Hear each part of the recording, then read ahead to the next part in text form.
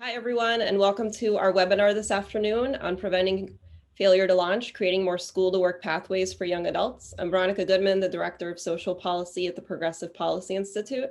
Our event today is hosted by the Reinventing America Schools Project at PPI, an initiative to advocate for how America needs a 21st century model of public education geared to the knowledge economy. My co-host today is Tressa Pinkovitz, who is the Associate Director of the Reinventing America Schools Project, and we're so grateful to everyone joining us today. I want to first thank Congressman Pappas of New Hampshire's 1st District, Jennifer Kemp from the Department of Labor, and our incredible panelists for making the time for this important discussion. Just to give a little bit of background on the catalyst for the event, my co-host Tressa and I released a paper earlier this month on career and technical education and the need for our education system to diversify career pathways available to students and young adults, and to invest specifically in more non-college pathways. In the paper, we look at specific examples of programs in schools, some of which are represented on our panel today, that focus on themes like work-based learning, soft skills and social capital building, wraparound services, and early college high schools.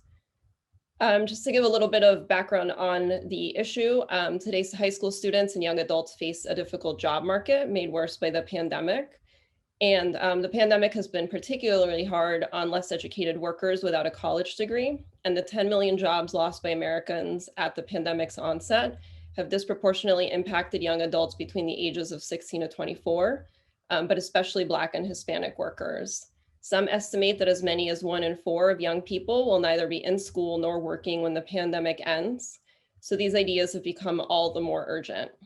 With that, I'd like to introduce our first keynote speaker, Congressman Pappas of New Hampshire. He's an advocate in Congress for investments in workforce development and CTE generally, and sponsored important legislation such as the Strengthened Career and Technical Education and Higher Education Act. So we really appreciate you making the time to join us today, Congressman, and we're very excited to hear your remarks.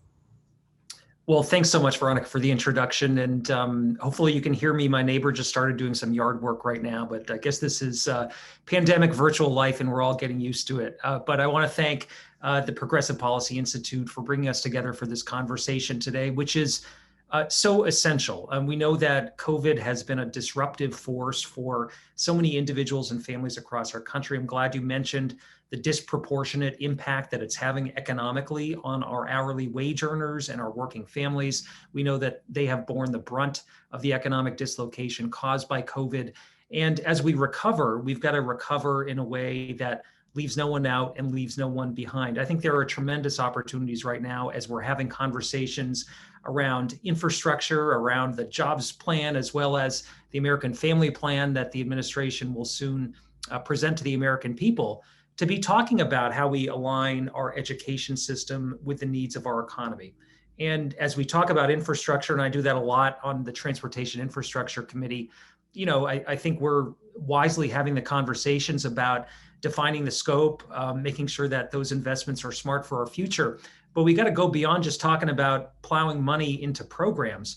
We got to have the workforce that is going to be able to build this stuff to truly transform this country to support the needs of our communities and our businesses moving forward. I've been connecting with businesses, including manufacturers around my state over the last year. Many of them have been able to weather this storm. Obviously, things like hospitality have been hit really hard. But a lot of our businesses have figured out ways to innovate. And the problem that they had with workforce pre-pandemic has become even worse today. They are hungry for bodies, people with the skills they need to ensure that they can continue to serve their customers and to grow and thrive into the future. And that's why I think there is such an urgency to this conversation around how we make sure that we're investing smartly in education and how we're gearing up the skills we need in our workforce to be able to meet the challenges of the future and ensure that we're not leaving unmet economic potential on the table, as we all hope that this is a period of growth and opportunity for all in our country moving forward. One of the places that I think we have to look, as you mentioned, is career and technical education. I have seen in my district some successful projects where we have partnerships between businesses, community colleges, and CTE programs. And that's exactly what the legislation that I had introduced last year was intending to do, to provide more money to strengthen higher education, to develop these partnerships, and to make sure that the education students are receiving are relevant to the opportunities that are available to them. I know I've visited some CTE programs in my district that may not have the equipment that's relevant to job opportunities that are available, making sure that they have the support in terms of the instruction, they have the technology in the classrooms, and making sure that we're highlighting this as an opportunity to pursue, I think is critically important for our economy as we move forward. We passed an apprenticeships bill earlier this year, a significant amount of money that would expand opportunities through registered apprenticeships. I have visited a number across my district. I was at one in Concord, New Hampshire, just outside of my district with Vice President Harris on Friday, talking about the jobs plan. And we heard a lot from the local IBEW that was hosting us there that day about the number of people coming through the door that are looking to change careers, to get into a well-vetted and successful apprenticeship program, to have a very successful career as a journeyman electrician. And these are folks that didn't fit the traditional mold necessarily of folks who were pursuing this kind of work. But given the disruption in our economy, given the fact that many people work long hours and aren't able to afford things like childcare and health care for their families, this provides an opportunity for folks to reach the middle class and be able to provide for their families. So I think as we have conversations around some of these big ideas on infrastructure, on healthcare, on a number of other fronts, we have to focus the attention on people, how we develop the workforce of tomorrow, how we partner between our educational institutions and the private sector. We've seen some success here locally that I can speak to, but I think we've got to magnify that all across the country. And I think if we do that, this can be a successful paradigm shift in our country. We have long celebrated, those who go off to four-year institutions of higher learning, but not necessarily those who get right into the workforce, who might pursue military service and take it from there. And I think we have to make sure that we are honoring the opportunities that exist for our students. We are highlighting those for them. We make sure that they can live successful lives and provide for their families. And I think that's what those conversations should be geared toward as we're focused on the legislative ins and outs of some of these major packages that are coming through. So I'm optimistic about what is going to transpire post-COVID. And I think it does have to be inclusive and does have to be attuned to the needs of those who have fallen behind. As a country, we can do great things. We can regain our competitive edge on the world stage.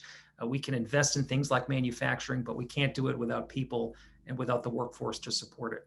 So I think that's the message that really can be unifying between Republicans and Democrats as we go about our legislative work. And I'm hopeful that we can make some major shifts with respect to investments in higher ed and CTE and some other areas to help facilitate that. So I thank you for giving me a few minutes to join you here today to talk about some of these challenges and opportunities, and just look forward to hearing from the rest of the panel.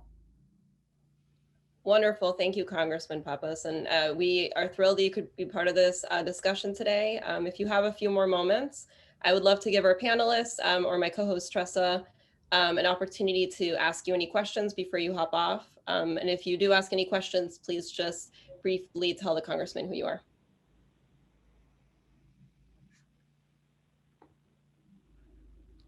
I'll go ahead and jump in.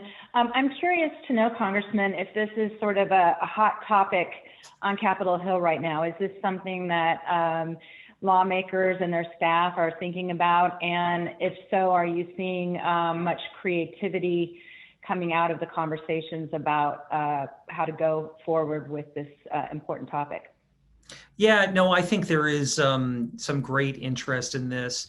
Just based on what we're hearing back in our districts, I don't think I'm alone in seeing what I'm seeing across my district. So we're hearing it both from the employers, leaders in higher education, as well as people we know in our communities. And I think this can be the kind of conversation that brings us together. We have to talk about how we make this economy work for everyone.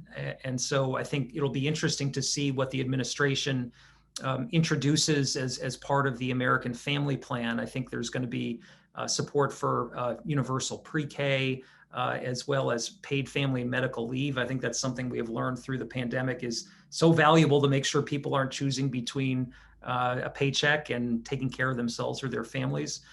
So I think there is a real paradigm shift that's happening around some of these conversations. Some of the big questions we have to answer with some of these programs is, of course, how we're going to pay for it. And I think that can be a little bit more of a sticky issue. But I do think there's great interest to engage in these kind of conversations. And when you look at something like, the gap in inequality in this country, I think it's not just Democrats that are talking about that anymore and recognizing that that is a fundamental problem that we have to address in our democracy moving forward. So I'm really excited about the potential of these conversations, and we'll see how things shake out over the next few months. Do you think there's an opportunity for bipartisanship here? Well, there has to be. If we're going to get anything done, we can't use the reconciliation vehicle to do major policy changes, as the Senate parliamentarian has already told us. So we're going to have the kind of bicameral, bipartisan, cooperative spirit that helped us reach major agreement on several COVID relief packages that I think are helping this country really recover stronger and make sure that we're in a good place once this pandemic is over. So I think we can find a sense of common purpose as a nation. Look, I think that, nothing is an easy lift in Washington, D.C. these days, but we got to be willing to try. And I think there's broad support among the American people for some of the contours of the Biden administration's plans. And if we can pick up some of those pieces and find sustainable ways to pay for them and implement them, I think we're going to be on solid footing. Wonderful. Well, thank you, Congressman, for joining us and for the discussion and your answers. And we look forward to seeing everything that you do in Congress, and hopefully there's momentum around these. Terrific. Thanks for your time. Be well. Thank you. Take care. Great. So I would like to now introduce our next keynote speaker, Jennifer Kemp, who is the Director of Youth Services at the Department of Labor's Office of Workforce Investment. She's an expert on youth employment, and her office is responsible for implementing and thinking through many of the ideas that we're considering today. So we're so excited to have you here with us today, Jennifer, and we appreciate making the time to talk about your work and what your office and perhaps the administration has planned going forward. Well, and thank you for having me. It's a real treat to speak to educators who are interested in workforce and the work that you're doing. And I just want to take a moment and have you all really look at your shoes. Maybe you have shoes on, maybe you don't have shoes on, right? Because it is the pandemic, we can work barefoot. And think about the shoes and why you bought them and the decision process that you went to get them. And was it a fun process? Did you learn from past mistakes in buying shoes? Did you learn from affinity to a certain brand or a certain group? And then think about the youth we work with and their love of shoes and their passion for shoes. And then as we transition to think about our work and what we did over our summers, you might begin to consider that there's a lot in common with buying shoes and your career path. Because when we think of our first summer job, which currently about a third of the youth population will have a summer job this year, probably compared to about half of the population 20 years ago, we learned a lot from those first jobs. We learned the soft skills. We learned what we liked about careers, what we didn't like about careers. We learned, do we like working with people? Do we not like working with people? Similar to when we buy shoes.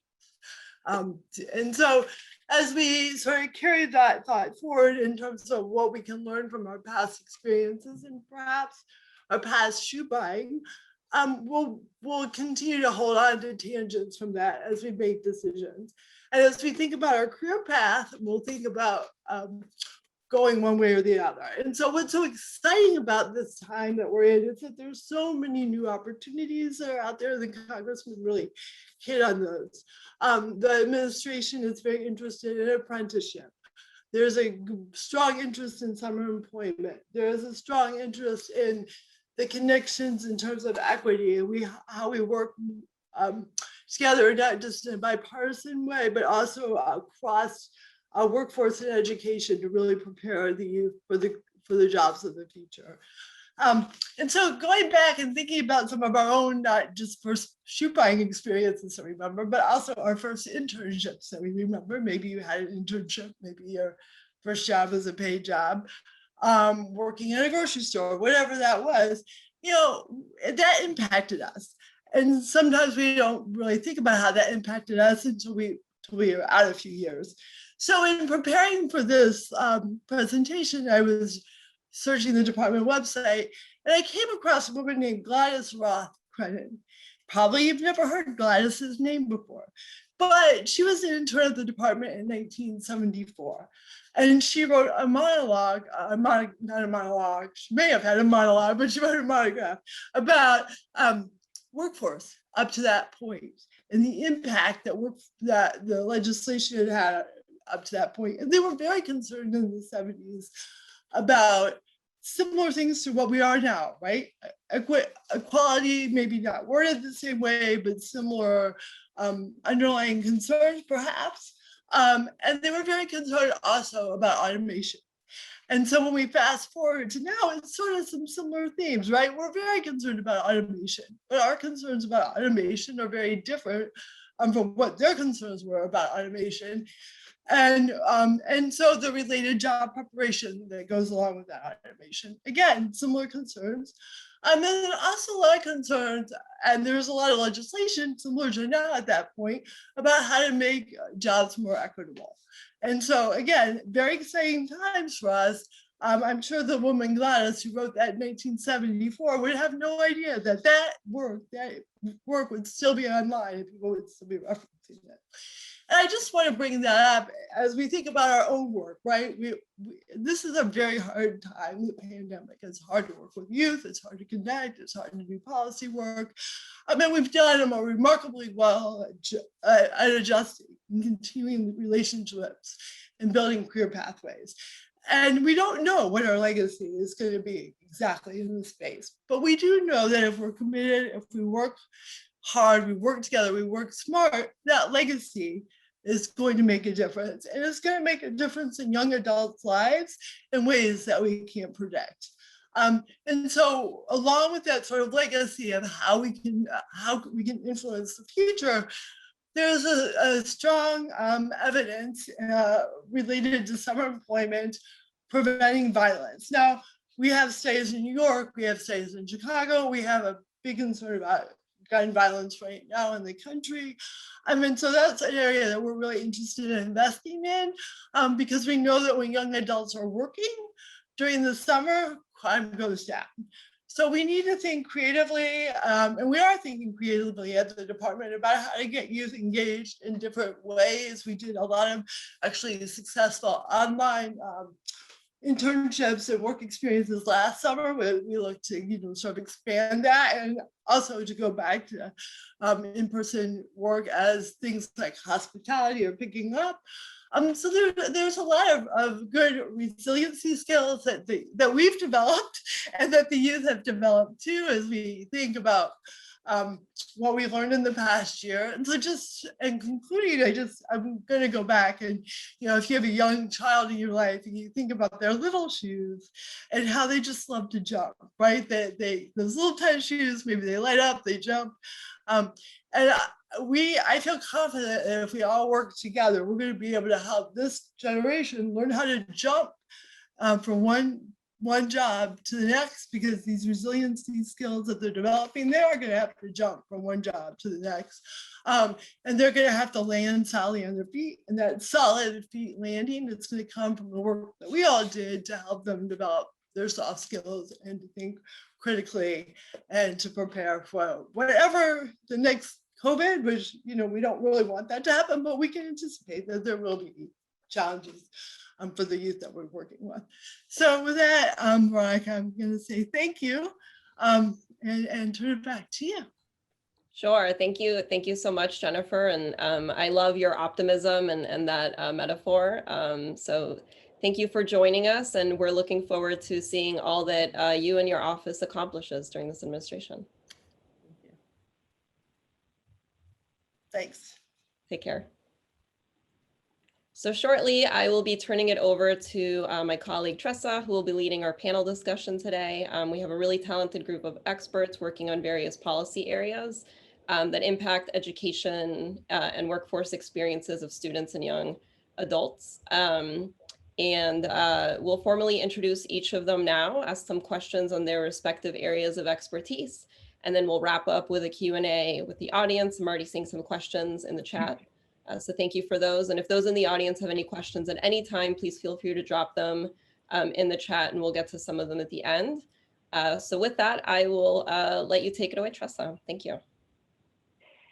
Thanks so much, Veronica. It was great to hear from Jennifer and the Congressman, and we thank them again for showing up today. And now we'd like to thank the other people who showed up, our talented panelists. And I'm going to invite them to introduce themselves and tell us a little bit about their organization and their mission. And we will go ahead and start with Jean Russell, who joins us as Executive Director for the Centers for Applied Science and Technology Schools. Shorthand for that is CAST, and they are in Texas. So Jean, if you want to talk to us a little bit about your organization and your mission, we're all ears. Great, thank you. Thank you for including us in this panel. So we are the CAST schools, and I think it's important to say that we are located in San Antonio, Texas, which is the nation's largest majority Latino city. And we were created as an explicitly economic mobility strategy in our local community. So the CAST mission is to reinvent schooling to maximize options for students while preparing them for the jobs of the future. So I saw something in the chat about how do we honor all these different options, and that is explicitly our mission, is to support students whether they go to college or careers or whether they work their way through college or the military, et cetera, to honor all of those choices. And we lead with the idea of student voice and agency being at the center of everything we do, because we believe that when students are guided by a sense of purpose and surrounded by caring adults, that their potential is unlimited.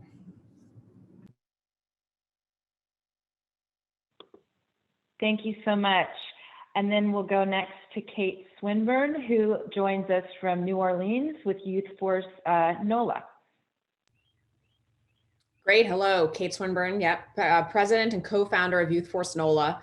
Youth Force is an education, business, and civic collaborative focused on really changing the trajectory of New Orleans public high school graduates. We want a diploma in New Orleans to represent not just the traditional academic skills that folks associate with college readiness, but also soft skills, technical skills, a plan, and a network that will enable our young people to achieve their goals. And so I'm thrilled to be here talking about our work. And I want to be very clear that Youth Force NOLA is much more than those of us with Youth Force NOLA email addresses. We really are a citywide collective impact effort. So I'll look to celebrate both the folks on my team as well as our network of collaborators across the city that are supporting our young people in developing those skills, connections, and plans. Thank you so much, Kate. We are expecting one more panelist. His name is Ryan Craig. He's Managing Director of Achieve Partners, and he's going to be joining us in progress. So when he pops on, we'll give him the same opportunity to talk about his organization. In the meantime, I'd like to start with Jean. Our paper is organized around themes. And the first theme is the importance of work-based learning that is connecting students to employers. To illustrate the theme in the paper, we actually used a case study from the CAST schools. And so I'd like to ask, how difficult is it for the CAST schools to develop those partnerships with businesses and organizations to give those students the opportunities? And how do you market this program to the businesses? Thank you. So our schools were initiated as an act of co-creation with industry. So unlike many schools where they may seek business to come in and perhaps act as mentors or offer internship opportunities, we invited business partners to co-design our schools and be active in all levels of our schools. So we have business leaders sitting around the table, advisory committees for all of our schools, and they help design everything from the type of food that is offered to what the school day looks like to the types of projects and curriculum. And so we don't have any difficulty marketing because we've found that when that kind of an invitation is issued and when there is genuinely a desire to co-create holistically, that this is really brings business to the table in a whole different kind of way. And we also see that this level of engagement gives industry a real sense of ownership over the process itself. Can you give us a couple of examples of some of the opportunities that you're able to afford for your students? Sure. We have everything from, so we have business acting as coaches on projects to judging student work. We do a citywide civics fair where students identify a problem they want to solve in their community, and we have industry acting as coaches and judges of that work. We were able to offer almost the same amount of internships, I think Kate mentioned this summer, as during the pandemic. We were simply pivoted to more of an online opportunity. We routinely hear from our business partners that our high school interns, because of this constant engagement with adult professionals, so we really like throw open the doors of the school, and it's a little bit different during COVID, but during normal times, you go to our schools and there are adults working alongside students, that our students show up with a different level of ability to work in teams, to problem solve, et cetera, that even some of the college interns that would compete for similar roles. So when you talk about these internships, how many hours do the students put in, and what kind of things are they tasked with doing? What does it look like on the ground? So prior to COVID, they looked like pretty traditional. We carve out time in our school year so our students can do internships year round. So during the school year, they might work more like 10 to 20 hours a week. During the summer, we typically have 6 to 8 week full-time internships for our students, but we've built internships into our school schedule so that students are continually being afforded opportunities to have different types of work-based learning. Now, during COVID, we've had to be a little bit more flexible and creative, and so it hasn't always looked precisely how it did prior to COVID, but we're already starting to see a bit of a shift back to how things looked prior to COVID, and we're hopeful that that's going to continue. Yes, I think everybody's hopeful. And what kind of changes do you see in your students as they progress through these internships? You mentioned that some of them come even with more engagement than a college level intern. What do you observe in the kids? So I'll just give a real concrete example. So we have, I have 2 instances right now where we have high school students from our Cass Tech High School, which is our flagship school, working in an internship alongside college students. And what we hear from the employers, and in one case, the employer is us, so we're seeing this firsthand, is that our students, because they've worked closely with adults, they have very good time management skills. They're comfortable working closely with adults. They ask for they don't get sort of stuck. They ask for help when they need it, but they also are self-starters and able to take initiative. Whereas some of the college students who have less work-based experience may have superior technical skills to our students. They may be a little bit further along in their coursework, or they may know a coding language that our students don't know, but they lack that kind of ability to work in a workforce setting where they know when do I need to check in and et cetera than some of their older peers. So that's kind of what we're observing. That must make you very proud. And what about outcomes? Have you seen any of your students go on to career directly stemming from their internship? Yeah, actually, so we're just graduating our first high school class this year, and a few in just over a month. And so we're kind of very closely watching everything that's happening. So when we built our schools, we looked at the demographics of our city and our outcomes, which we have a very low rate of college attainment in our city. And we know that the majority of our students who go to college go to community college, and 80% of our students 2 or 4 year work their way through college. So we said, if that's really the case, let's build a system that maximizes the opportunity within that context. So we are seeing a lot, more than 70% of our students have been accepted to 4-year colleges. So we're very proud of that, and more come in every day. That was like a 2 weeks ago stat. We've earned a lot of really great scholarships. We have a young woman with a full ride to Caltech, so we're really proud of that, and various other similar outcomes. But we're also seeing a lot of students who are working, making $18, $20 an hour at local cybersecurity firms, et cetera, who are choosing to continue in that field, but will be working while they're going through college. And that was very much a path that we wanted to enable when we created these schools, because we recognize that many of our students will work, and it makes so much more sense if they're going to work in their field and there's sort of this back and forth relationship between school and work. That's great. Thank you so much. And I'm sure we'll have some questions to follow up as we go through. Before I go to Kate Swinburne next, I want to welcome Ryan Craig, Managing Partner at Managing Director at Achieve Partners. Welcome, Ryan. And I had invited all the panelists at the top to give a brief introduction and tell us a little bit about the mission of your organization, or in your case, organizations. Great. Hello, everyone. Hi, Kate. Good to see you. So I'm Ryan Craig, and I run a investment firm that is focused at the intersection of education and employment. It's called Achieve Partners. It was formerly University Ventures. We have about 40 portfolio companies that are focused on solving this challenge.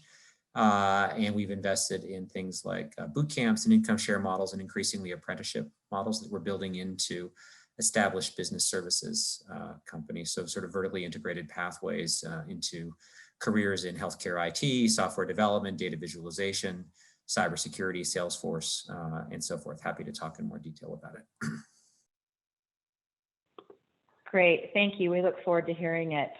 So I want to turn next to Kate. Having mentioned that our paper was organized into themes, her organization focuses on what was our second theme, which is curriculums that emphasize soft skills and creating the social capital that will help young adults in their first jobs and then going forward in their careers.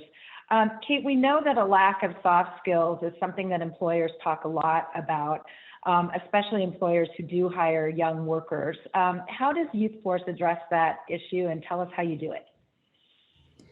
Great. Yeah, I mean, I guess what we hear from employer partners that soft skills are a challenge for entry employees, and soft skills are a challenge for, veteran employees. These are, and then, and then you drill a little further and you say, well, so what are the challenges? What are the challenges? And I guess we found soft skills are a little bit like essential oils. Like we all know they're important, but when pressed, like we can't tell you. It's like, is it for my hair? Am I drinking it? Are we talking about olive oil? Like, what do we mean by essential oils, right? So the first thing we did at Youth Force in sort of cracking the nut on soft skills, we pulled together what we called a soft skills lexicon project. We pulled together providers and employers and young people from across our city to really say, what do we mean when we're talking about soft skills?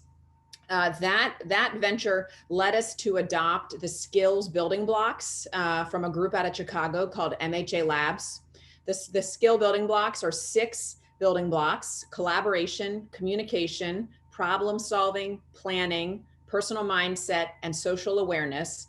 And those 6 building blocks represent 35 habits and mindsets that are really proven to be both essential for career, but also essential for success in college, essential for success in relationships. I think my social awareness led me to have a great relationship with my grandma, and it really is transferable.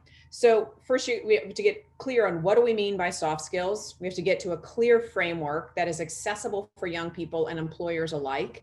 And then the way we teach these soft skills is through a couple of venues. One is in the schools themselves. So we do work to train English 2 teachers and bio teachers and, you know, everybody in the high school. We want them to know about these soft skills and know how to help empower our young people with these soft skills. So we're helping teachers really redo the way they run their classrooms so that they are soft skills empowering. Second, then we do some amount of direct training in these soft skills in a project-based way. And that's typically more in a pre-employment setting. So before a young person earns an internship, they complete 60 hours of training with Youth Force on soft skills, business etiquette, and workplace rights and responsibilities. And then, of course, the third place we help young people really build and establish their soft skills is on the job. So young people are then placed in paid internships. The woman or man, the people, you know, who were her soft skills trainers become their coach. And so then it's a real active effort of just, you know, reflection and adaptation and also constant calibration with the young person's supervisor around soft skills. And so we spend time with intern supervisors prior to placement as to how can they be supportive soft skills coaches on the job as well. And ultimately, we get great feedback from employers that what they learn from us in supervising interns is, again, really transferable to how they support the soft skills of all of their employees and all of their team members. And how many schools are you working with in New Orleans? And because New Orleans is pretty much an all charter district, do you have a lot of different experiences with the different schools? Sure. I mean, yeah. So New Orleans is an almost all charter district, and so with that, you know, but charter schools are public schools, right? So what it means is we at this point we are partnered with every public school in New Orleans, and we are supporting them. We're also the citywide administrator for Carl Perkins federal grant dollars. So we're helping schools with their Perkins plans, and we're helping schools with their soft skills integration, and it's really, you know, all braided and seamless. And so with that, yeah, we have some schools that are that specialize that I think probably are similar to Jean's team's model at the CAST schools. And then we have some schools that are probably, you know, what you would consider a more traditional comprehensive high school. And so that means in some cases, we're supporting schools that are really wall-to-wall career technical. And in other cases, we're supporting schools that are offering career technical as a set of specializations alongside other options for their students. I think the foundational and gating factor to a school partnering with Youth Force is a belief that career technical education is good for all young people. And that is a foundational belief of ours. We believe that career technical education will both drive better college choices and college persistence as much as it will drive immediate connectivity and advancement in the workforce. So we don't believe that there's a demographic of children for whom career technical is a better fit than others. We believe, and we know as we study, you know, the private college prep, you know, schools in our city, that career advancement and career preparation really is a well-run school integrates that into all that they do. Sometimes it's called a STEM lab. Sometimes it's a robotics lab. Sometimes it means that your high school teacher, you know, has a master's in their field. But career technical really is best done when integrated and offered to all young people. Great. I wanted to ask you a little bit about the Career Expo that Youth Force NOLA does. Of course, New Orleans is such a tourist attraction and such a big vacation spot. I know that a lot of jobs in New Orleans are in the tourism sector, but those jobs tend to be lower paying jobs. So tell us about the skill clusters that you have at the Expo and how do you attract the employers? Yeah, there's a couple of cool things in there.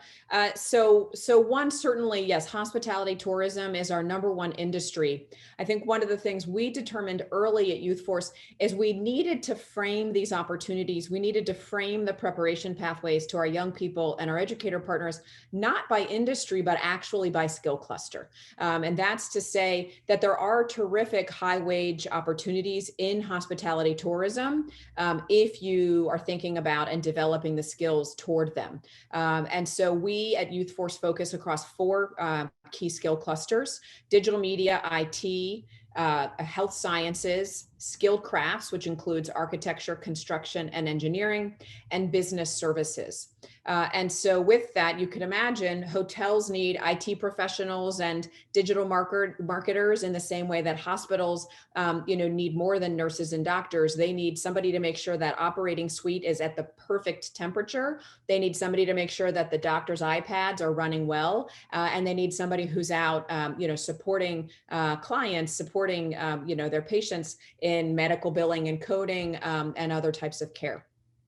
So with that, we've got these 4 skill clusters that really guide the programs and pathways we're supporting. And then with that, we need to make sure our young people know these opportunities exist and know these jobs exist. So we talk about it often as a talent funnel. And we remind our employer partners, we remind all our collaborators that young people will never get to the point of hire if they don't know that a set of jobs exist, if they don't feel excitement about those jobs, and if they don't think that people who look like them can be successful in those jobs.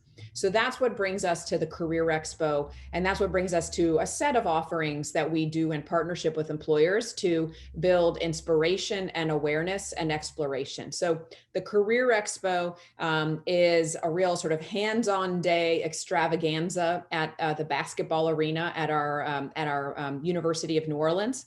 And so young people are meeting industry professionals. They're trying on some of the tools in the trade. The Carpenters Union brings a scaffolding, so the young people are strapping themselves on and climbing the scaffolding. There's just all range of opportunities. We expanded actually the Career Expo this year during COVID to a sort of a set of virtual deep dives. My favorite panel was, so you want to work at NASA, but you don't want to be an astronaut. And so young people, we're getting to hear from a range of professionals that work at NASA. And just for folks who don't know, rockets are built in New Orleans. And so that's a real exciting opportunity for our young people to get exposure to. And so with that, it's a really, I think for many of our employer partners, a no-brainer. It's a great point of connectivity. It's a great way to brag on their company and brag on their employees. And it's a way to build connections. And in some cases, it's seen as charitable, giving back to the community. And increasingly, though, it is seen as long-term talent cultivation, which is really what we need to make this work at scale. That sounds really exciting. And having spent some time in New Orleans, I'm sure the community is benefiting greatly from your great work. Before I turn to Ryan Craig, I want to remind all of our attendees today that you can ask a question in the chat, and we are running just a few minutes ahead of schedule, which is very surprising. So we will have some time at the end for questions. So please, if this is sparking your curiosity about anything, submit some questions through the chat. And now I'd like to turn to Ryan, who, in addition to running what sounds like an absolutely amazing company doing great work, is also a prolific writer, and his work appears in Forbes and many other publications frequently. And I wanted to turn to an article that you wrote on February 19th in Inside Higher Ed, where you referenced a program that was started in Sacramento, California, using the CARES money, the CARES Act money, to subsidize what they call last mile training for disadvantaged youth. Maybe you could tell us a little bit about what you know about that, and then in tandem with that, talk about the legislation that has just been passed, the American Rescue Plan, and how educators might be able to repurpose some of the funds towards this mission. Yeah, well, let me just start by saying thank you for the question. Last mile training is a term we coined to reflect gap that we're seeing in the market between what our current education ecosystem is producing and what employers are increasingly demanding. And increasingly, that's a combination of specific, discrete technical skills, tech stack, software platforms that employers are including in job descriptions, and business knowledge or industry knowledge. For example, entry-level sales positions. That used to be a job that anyone with a post-secondary credential could kind of walk into if it was kind of the right fit for the organization. Today, many millions of what once were entry-level sales positions ask for 2 years of experience on the Salesforce CRM platform and relevant industry knowledge. And that's for good reason, because unless you understand the industry, you're not going to be able to use Salesforce productively from day one. I was speaking at a conference before a couple hundred college and university presidents just right before the lockdown. And I asked, how many of your institutions provide any training at all on the Salesforce platform? And not one hand went up. And that's a problem. And it's a problem that there are over 50,000 open, unfilled Epic certified analyst jobs. Epic, of course, being the leading electronic medical records platform, the core patient unit record at hospitals.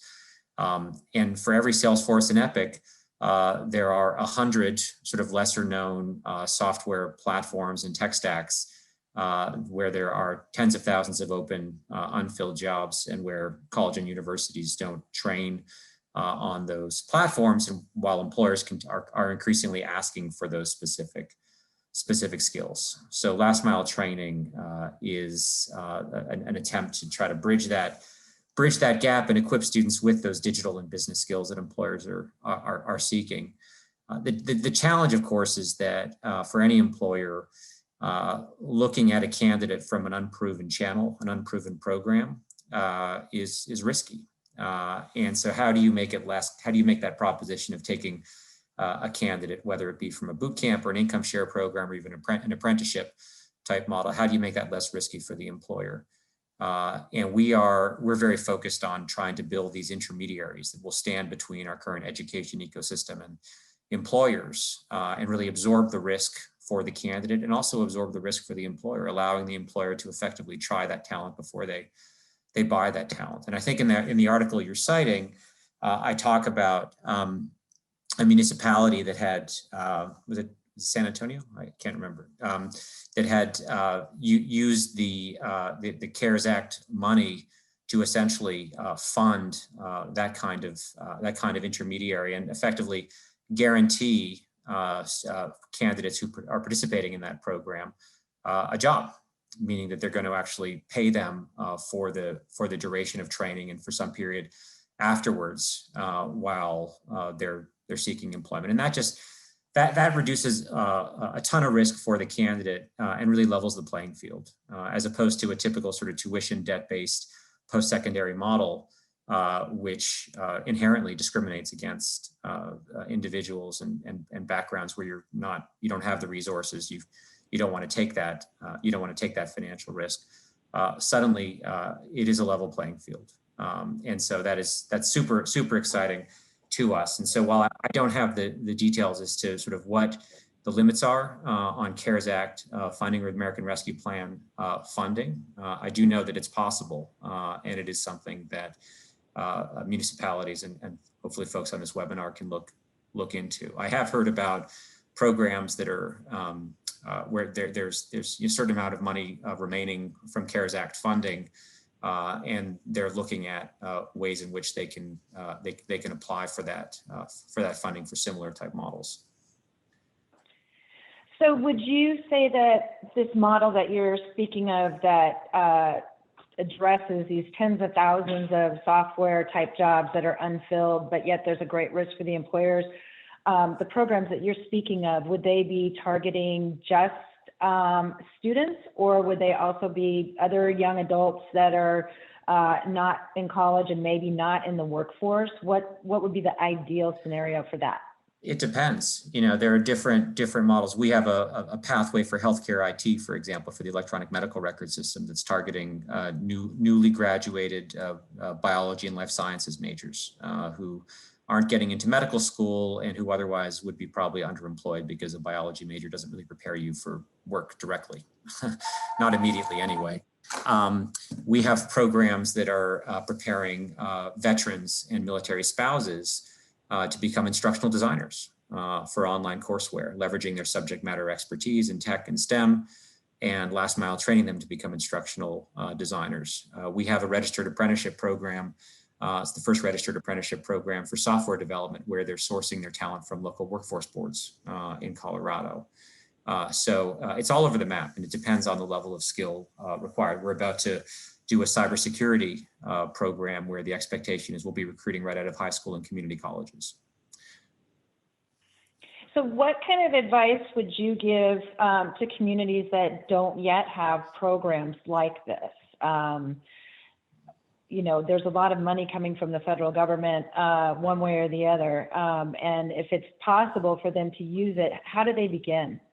Yeah, look, I think the models that I'm citing, obviously we're an investor, and so we're only investing in for-profit private sector models. But these kinds of models where you have an intermediary that stands between the current education landscape and employers and absorbs the risk for the candidate by effectively hiring them and paying them for the duration of the training and for some period thereafter, and absorbs the risk from the employer by allowing them to effectively try that talent before they're being asked to make a hiring decision. That model can be set up in a nonprofit model. You can have nonprofits, foundations that are setting up programs like this. I expect we'll have public programs. In fact, I was an advisor to the California Community College system as they were launching their online community college, now called CalBrite. And the original vision was that CalBrite would leverage the affiliated California Community College Foundation, which would act as the employer of record for students who were entering these new short certificate programs like a cybersecurity cert. And once you completed the program, you'd be hired by the foundation for a period of time and effectively guaranteed a job, which just completely revolutionizes the model. Once a candidate recognizes that they're guaranteed a job from a training program, you level the playing field again. That's right. That's very right. Veronica, I'd like to give you a chance to ask some follow-ups of our panelists. I know you must have a lot of questions. Sure. I'm actually gonna quickly turn to one in the chat from the audience, just because it's been sitting there. So I want to make sure to get to it. Charlotte Notoras asks, there's a stigma in the US against attending trade schools or CTE programs compared with four-year universities.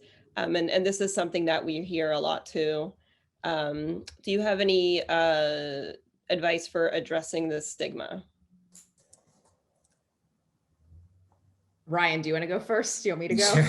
I think the best way to address the stigma is to offer a better value proposition, make it a smarter option. And the better value proposition is, I'm not paying anything, I'm not taking any debt, I'm actually being paid and I'm being guaranteed a job. Sounds pretty smart, doesn't it? So effectively take some of what we've learned from apprenticeship and bring it in to CTE and the trades. A colleague of mine is fond of saying that if you're seeking to be upskilled in an area where there is a skills gap and someone is asking you to take on some financial risk or pay tuition for that, they've either got a bad business model or an unimaginative business model, because there's a very willing payor for that upskilling, and that's the ultimate employer who can't find that talent. So you need a business model that effectively taps that willingness of the employer to pay to find that talent and makes it a lot easier for candidates. And if we do that, times 1,000, times 100,000, will revolutionize pathways to economic opportunity in this country. Yeah. And so you mentioned before, you just 1 second to follow up on that, you mentioned all the tens of thousands of jobs and Salesforce and some of the other programs that are just sitting out there. Do you see employers doing that in the real world? Well, we don't see employers changing their behavior, which is why we need intermediaries like the ones we're setting up and Youth Force NOLA and so forth to stand up and essentially make it easy for employers to accept new, unproven, diverse talent from what are effectively apprenticeship programs. I'm sorry for stepping on you, Kate. Please go ahead. No, it's great. And I think it's a good segue into part of my response. I mean, I guess I would say first, it is CTE and trade schools are a stigma for some, but they're not a stigma for all. We have to keep in mind there's a huge swath of the US population who are in the jobs and have achieved the economic stability and mobility they have achieved because they entered the world of work through trade schools and through, through community technical colleges. I think that the reason that CTE is currently stigmatized is largely in the K-12 education space, and in many cases in the higher ed space. And that is because the artificial value that has been placed on a bachelor's degree. So again, this is part of the conversation we need to be having with our employer partners, as because we see just vast degree creep where jobs are being, jobs that don't pay enough to pay off a bachelor's degree loan are requiring bachelor's degrees. And in many cases, college pathways are being used as a proxy for soft skills, as though if a young person can, fake it or make it through 4 years or 6 years in some cases of college, then they otherwise meet the requirements. So a big other part of what we need to do is, yes, both sort of destigmatize career technical and continue to get real transparent as to the skill requirements and entry requirements for these great jobs so that they are accessible to folks from whatever the training pathway, but are more about skills and opportunities and less about artificial pieces of paper. Can I add a quick comment to that? I agree with what you're saying, but I think the other reason why we have a stigma with CTE in our country is because of a very real history of tracking. And so I think that the answer does need to start younger. It does need to occur with young people. And we need to have full integration of CTE and academics. So I think Kate made this observation earlier, but when you fully integrate in a rigorous way college and career and through projects and hands-on learning tied to the real world, you can actually have a conversation with young people about their life purpose. And then college and career nest underneath that. They are not separate and apart. They are not bifurcated. They are two things that are related to what do I want to accomplish with my life? What is my life plan? How am I going to get there? What kind of education do I need to support those goals? And I really believe those conversations need to occur at a much younger age, and that our education system cannot be sort of abstract and book learning focused only. It really needs to give young people an opportunity to be exposed to the types of careers that exist in their communities. Thank you, Jean. Yeah, I had one follow-up question just related to that. There was a recent survey out from Gallup that showed that nearly half of all families are interested in more options for their kids outside of the four-year degree, and they particularly see the value in vocational apprenticeships, and I'm going to read into it, career and technical education. But they have very little awareness of what the opportunities are in their community. So when you're thinking through your programs, how do you work within communities to sort of raise awareness for families about these options? I'm happy to start. I'd say at Youth Force, one of our primary vehicles for building awareness is with and in partnership with our school partners.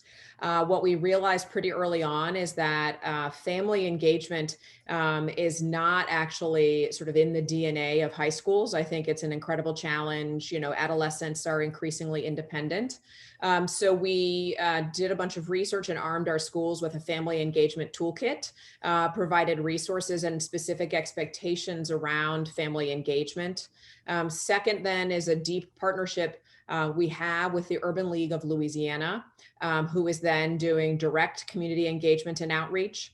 And then third, I think, is just you gotta pound the pavement. You gotta, and I think it's just there's any and all communications channels to build excitement and awareness. I was talking to a partner the other day about student spotlights on the local news and billboards. We've got this fabulous billboard in New Orleans right above the Superdome that like everybody looks at every day when you're in your car. And so how do we make sure that these opportunities and our incredibly talented young people are taking center stage. But so this is one where, I think that your limit is your imagination and your time in terms of, spreading the word about the opportunities.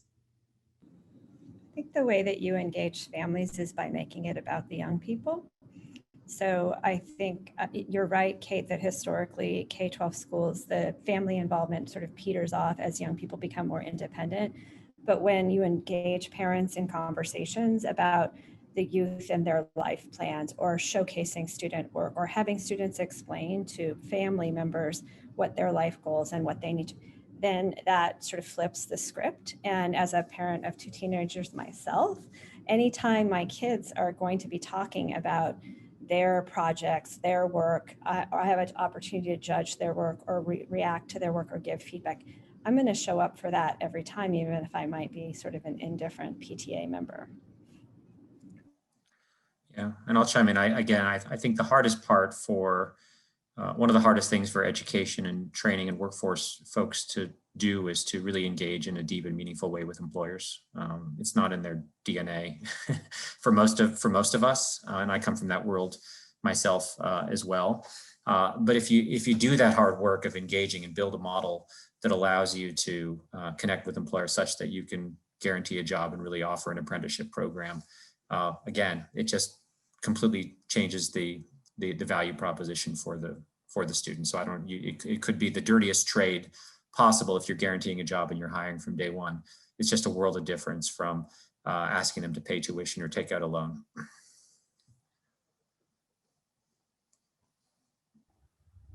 Thank you. And we have one more question from actually there's 2, but I'll ask this one first. Vincenzo Hines asks, at what age is it best for a student to begin thinking about a possible CTE program?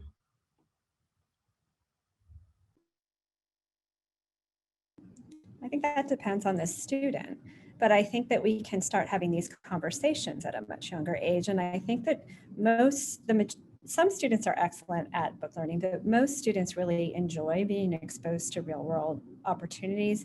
And we sort of have a couple sayings in our system, like try before you buy. I think I heard Ryan say something similar. And then also the long interview.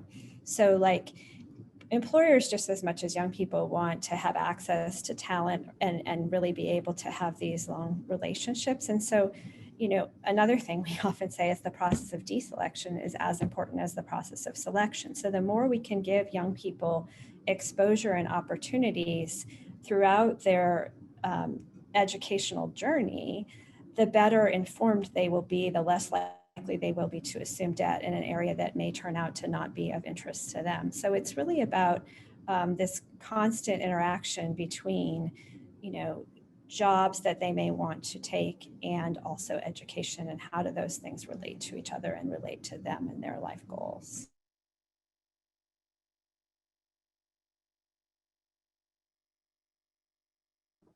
That's all I saw, Tressa, unless I missed something.